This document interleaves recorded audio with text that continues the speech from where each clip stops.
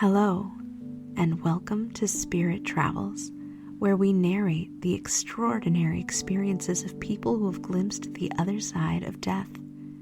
My name is Maureen, and I will be your narrator on this journey. If you enjoy this content, please make sure to like and subscribe to support our channel. Now let's begin.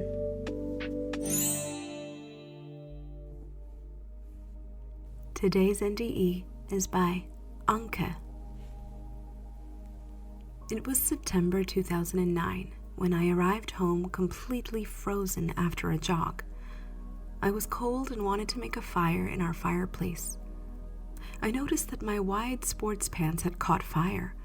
I tried to knock out the flames with my hands, but that didn't work.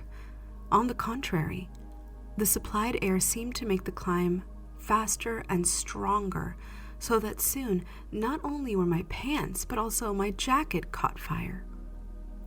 When I look back on this moment today, I'm always fascinated anew because I didn't feel any fear at the time. It just happened, and somehow I was just a silent observer of what was happening to me. I didn't yell or call for help. It all seemed surreal, almost remote control to me. I remember very well the moment when I'd realized that I could no longer control the fire. It had meanwhile eaten higher and higher through the synthetic clothing, and its flames were now slamming into my face with full force. When my long hair finally caught fire and I couldn't breathe due to the rising flames, an all-changing aha effect set in, and I suddenly realized, that's it now. Give up. Now you die.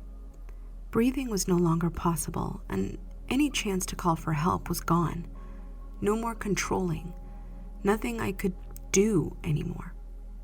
The most impressive thing about that moment was that I didn't feel any pain, and I don't remember any fear either. That moment was just this all-encompassing realization. Now you're dying. And realizing it's okay. From today's perspective, this moment was the greatest gift of my life. I gave up, stopped fighting, did nothing more because nothing more could be done, and thereby made one of my most important decisions: to let it happen, accept. Now, 8 years after this experience, it is extremely difficult for me to find the right words for these feelings and insights. It's also not something that can even be roughly described or explained in any way with human words. It's a moment that contains everything, and at the same time, nothing. Complete inner silence and waiting for what will happen now. And at the same time, it is the most wonderful realization of the absolute. However, my life did not pass me in a kind of time lapse, as many people who do an NDE describe it. Rather, I was filled with an inner realization that my previous life was just as right and good as it was. Without melancholy and without worry, nothing that should be completed or no obligation, just a point. I seemed completely absent from the feeling of time because all these deep impressions opened me up in a very limited period of time, which is normally needed for 3 to 4 breaths. At the same time, it felt like an all-encompassing, wondering eternity. I could write pages and pages about what was happening inside me in that moment, and yet it was just a moment in which I had to give myself completely, and above all consciously, into the hands of my higher authority. I had absolutely no choice anymore. I gave up all human control and let go. This body, in which I had just found myself with my consciousness and my full attention, I suddenly perceived from a kind of observer's perspective. A sense of neutrality settled as I watched him from the outside, as he slowly but surely began to stagger, flailing his arms around helplessly. He couldn't keep this state for much longer. This was absolutely clear to me at that moment. My neutral observation of what was happening to my body suddenly turned to joy when my son suddenly stood in the door. At age 14, he grasped the precarious situation in a flash and reacted quickly with quick-wittedness by rushing toward my body, tearing it to the ground and managing to extinguish the flames with a carpet that he managed to grab. I myself seemed to be somewhat detached from what was happening and followed his efforts to help me relatively neutrally, as if I was just an uninvolved bystander. I watched him rush to the phone and watched the paramedics arrive and the rescue helicopter land. My consciousness had separated from my body, and I seemed to be next to it, watching, like a spectator, or rather a bystander. But nothing drew my attention away from him. No departed loved ones to give me a loving welcome. No bright light to perceive. No dark tunnel or other changes. Nothing like that. Instead, I was able to watch the nice emergency doctor in the helicopter taking care of my body, which was lying relaxed on a kind of couch on wheels. The rush only started when paramedics took my body from the helicopter to the hospital. Doctors rushed over and they unerringly pushed it towards the emergency room. Bottles and hoses were on his stomach, and yet he seemed to be fine. He seemed to me as if he were sleeping deeply and relaxed. All the excitement I heard around him baffled me. I heard the paramedics talking to the doctors, saw what they were doing to my body, and how they were taking it to an operating theater. But no one seemed to take any notice of me, and that really confused me. Nobody on this human level could perceive me. Neither my son nor the ER doctor on the helicopter, let alone the busy doctors in the hospital, gave me any answers to my questions. And no matter what I tried, no one seemed to see or hear me. This was really the only thing that really irritated me the whole time. Am I dead? My body just lay there while I was able to look at it in peace for the first time since being admitted to the hospital. In the meantime, he had been moved to a quiet double room in the intensive care unit, and apart from the beeping of some machines, it had become quiet around us. He seemed to be well taken care of, because many devices watched over his functions and countless hoses provided him with everything he needed. However, he gave me a very strange image, lying there with his chest rising and falling on a ventilator. His hands and his entire head were wrapped in bandages, so that only a narrow mouth opening was visible, from which hoses belonging to some equipment hung out. He just lay there, like a lifeless shell without any content, and seemed to wait peacefully in his own way. I, on the other hand, sat at the foot of his bed, and countless thoughts spread through me. What does that mean, for God's sake? I was here. I almost feel alive. Why don't I feel what he feels? And most importantly, if I'm really dead now, why am I still here? Why don't I break up with him? What was I waiting for? Almost reconciling myself to this strange, raptured state, I suddenly heard a warm, soft voice behind me. Someone seemed to have entered the room who seemed to see me very well, and when he appeared, the energy in this slightly darkened room suddenly changed. "You're not dead, Anke," I heard a soft voice. As I turned around, I looked into the loving eyes of a rather large, male luminary who seemed to fill the entire room with his presence. "Don't be afraid, my love. You will get answers to all your questions. There's nothing here that's relevant to you right now, so I'd like to show you some things if you'd like." And so began the most adventurous journey of my life. This light figure led me away from my body, and I was shown what consciousness is, and what it is composed of. I was taught and trained. I asked thousands of questions and got 10,000 answers.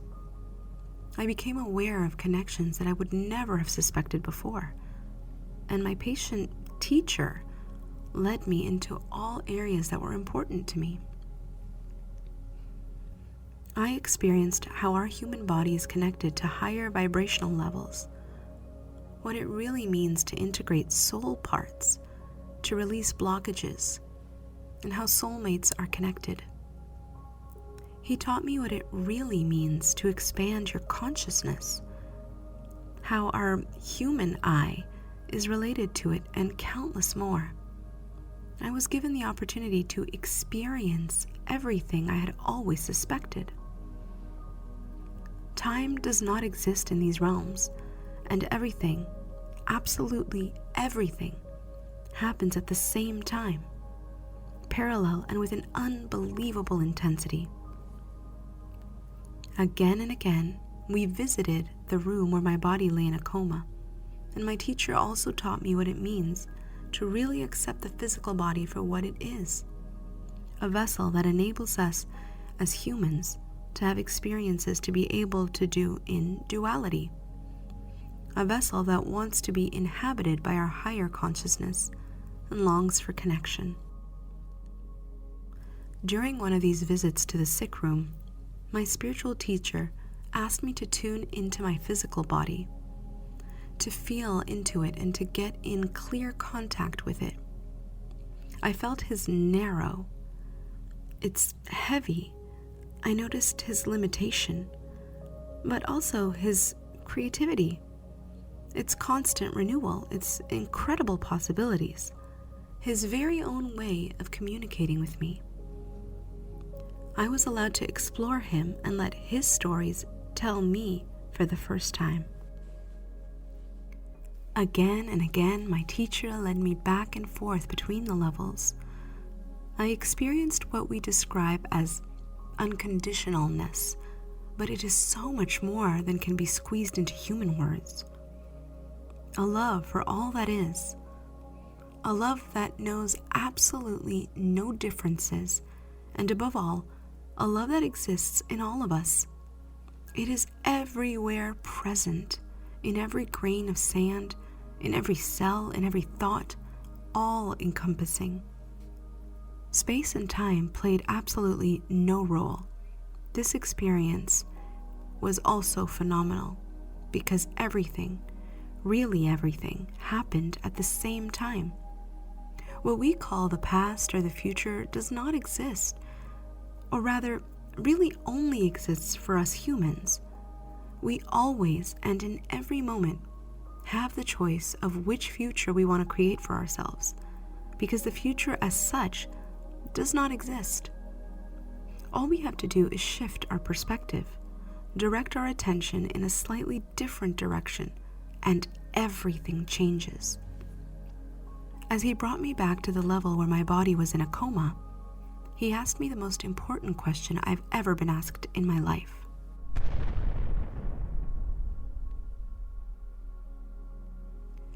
You can now make a decision, Anke. It's your choice. Do you want to return to this, your body, or say goodbye to it here and now? From today's point of view, I don't believe that it was ever about dying and leaving these levels, but rather about the incredible realizations, about the realization of the decision, of connection, the effect, the truth. It's always been about my yes to myself. I was allowed to consciously say yes to my being human, and to my body. I was allowed to consciously merge back into him, connect, flow into his cells, feel its limits and its density, a gigantic feeling. I accepted him for who he was, even if he wasn't perfect at the moment. I accepted him, and everything in me or him filled me with pure gratitude. Gratitude that he was still available to me, that I could stay here. Gratitude for this indescribable training. Thankful to myself, my courage and my strength, and above all, my unshakable trust. Everything has been different since then. Life around me is going on in the same wonderful way as before, but I am different, even today, 8 years after this experience. I seem to stand in amazement like an observer next to everything, and since then have had the gift of always and everywhere having this perspective of the soul. I'm fully here in my body, but also simultaneously in the unconditional state of my soul, looking at all of this down here and just smiling. I have shifted my focus. Don't search anymore and only find. No more pressure, no must and should, but instead an unconditional yes to me and my world as I experience it so wonderfully. All fears are gone. Fear of death or any other event has completely disappeared. I'm no longer afraid of pain or suffering. Thank you for listening. If you have had an NDE that you would like to share, please email us at travelsinthespirit@gmail.com. Until next time, God bless.